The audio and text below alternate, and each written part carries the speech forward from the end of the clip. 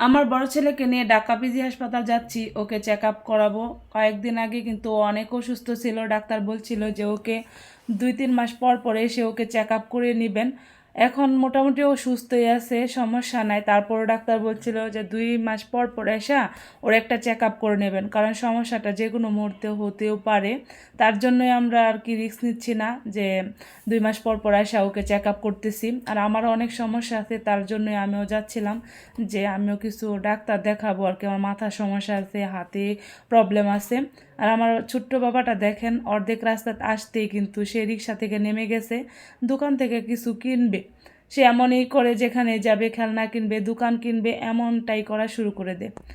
আমি রিক্সা দিয়ে যখন যাচ্ছিলাম মনে হচ্ছে কত অচেনা একটা শহর, অথচ এই শহরে আমি কয়েকটা বছর কাটিয়েছি। অনেক মায়া জড়িয়ে আছে, অনেক স্মৃতি জড়িয়ে আছে এই শহরের মধ্যে। আর এখন মনে হচ্ছে অনেক অচেনা।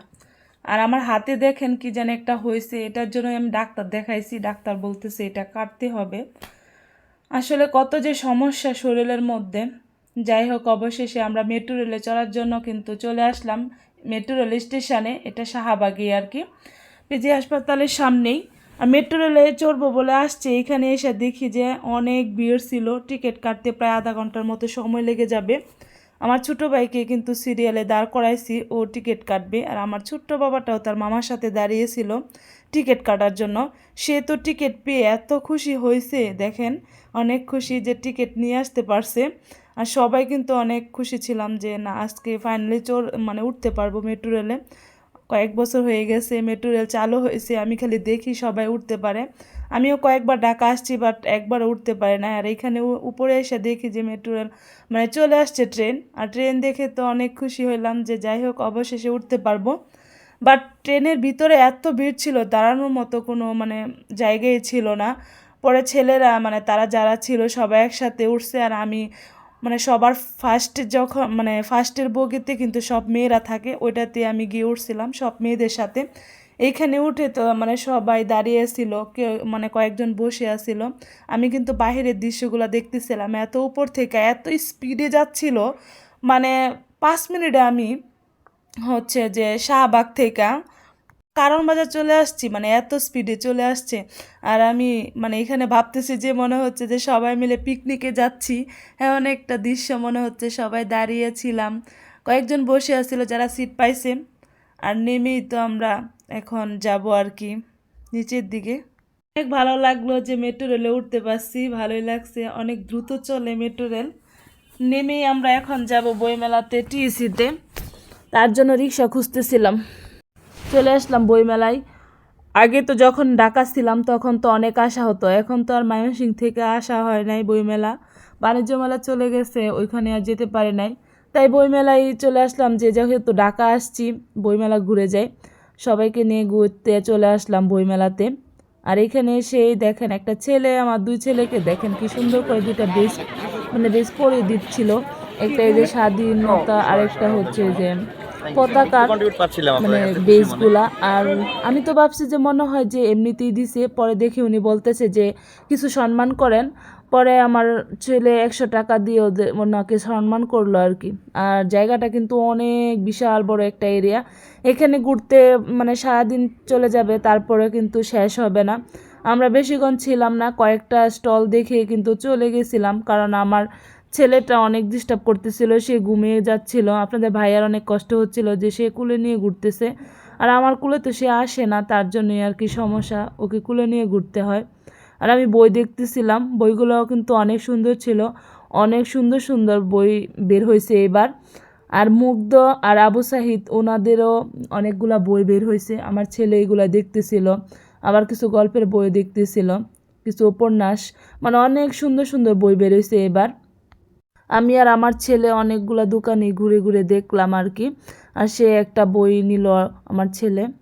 সবাই অনেক ক্লান্ত হাসপাতাল থেকে, তারপর মেট্রো রেলে গেলাম, মেট্রো রেল থেকে এখন বইমেলায়। সবাই এখন চলে যাব, অনেক ক্লান্ত হয়ে গেছি সবাই। এখন আমার বোনের বাসার উদ্দেশ্যে যাব, সেখানে রাতে থাকতে হবে, কারণ একদিন পরে আর কি রিপোর্ট দেবে ডাক্তার। আর ওই রিপোর্ট নিয়ে ডাক্তার দেখিয়ে তারপর আর কি ময়মনসিংহ যেতে হবে আমাদের বাসায়। আবার একদিনের জন্য তো আবার যাব, আবার আসবো, তার জন্য আর কি আমার বোনের বাসায় চলে যাব এখন।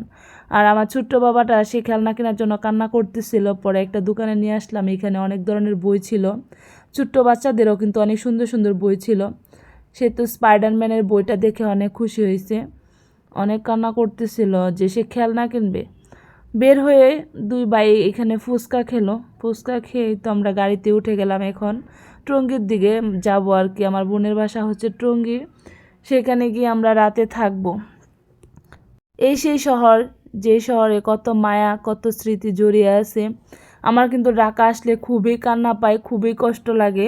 আমি এখন বয়স দিচ্ছি, তারপরেও কিন্তু খুব কষ্ট হচ্ছিল আমার। এই শহরে আমি অনেক বছর কাটিয়েছি, কারণ এখানে আমার আব্বা আম্মা সবাই ফ্যামিলি সহ থাকতাম আমরা।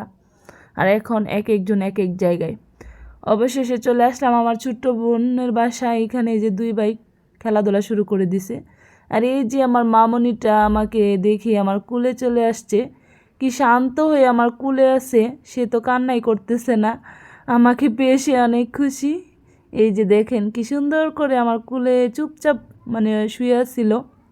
সকাল সকাল ঘুম থেকে উঠে আমরা আবারও বের হয়ে গেলাম ঢাকার উদ্দেশ্যে।